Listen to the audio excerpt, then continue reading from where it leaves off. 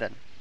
আল্লাহ তাআলা কোরআনুল কারীমে সূরা বাকারার 151 বা 11 নম্বর আয়াতে আল্লাহ তাআলা বলছেন, কামা আরসালনা ফীকুম রাসূলাম মিনকুম ইয়াতলু আলাইকুম আয়াতিনা ওয়া ইউযাক্কিকুম ওয়া ইউআল্লিমুকুমুল কিতাবা ওয়াল হিকমা ওয়া ইউআল্লিমুকুম মা লাম তাকুনু তা'লামুন। আল্লাহ তাআলা বলছেন যে তোমাদের মধ্য থেকে তোমাদের নিকটে একজন রাসূল প্রেরণ করেছি। কামা আরসালনা ফীকুম রাসূলাম মিনকুম ইয়াতলু আলাইকুম আয়াতিনা, তিনি তোমাদেরকে আয়াত তেলাওয়াত করে শোনান, আয়াত পাঠ করে শোনান। ওয়া ইউযাক্কিকুম, এবং তিনি তোমাদেরকে পরিশুদ্ধ করেন, পবিত্র করেন। ওয়া ইউযাক্কিকুম, তোমাদেরকে পরিশুদ্ধ করেন, অর্থাৎ আমাদের চলাফেরার ক্ষেত্রে, আমাদের কাজ কারবারের ক্ষেত্রে, আমাদের আর্থিক যে সম্পদগুলি রয়েছে এগুলিকেও আল্লাহ রাসূল সাল্লাল্লাহু আলাইহি ওয়াসাল্লাম কীভাবে পবিত্র করেন, পরিশুদ্ধ করেন যাকাত আদায়ের মাধ্যমে, বিভিন্ন মাধ্যমে।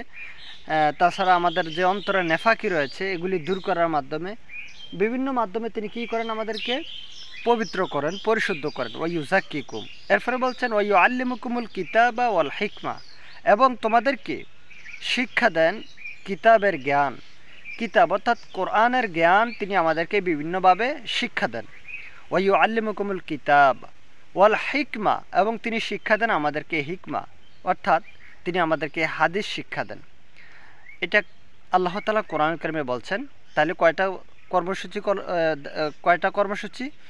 এক নম্বর হচ্ছে কামা আরসালনা ফীকুম রাসূলাম মিনকুম ইয়াতলু আলাইকুম আয়াতিনা, এক নম্বর হচ্ছে তিনি আমাদেরকে কোরআন তেলাওয়াত করে শোনান।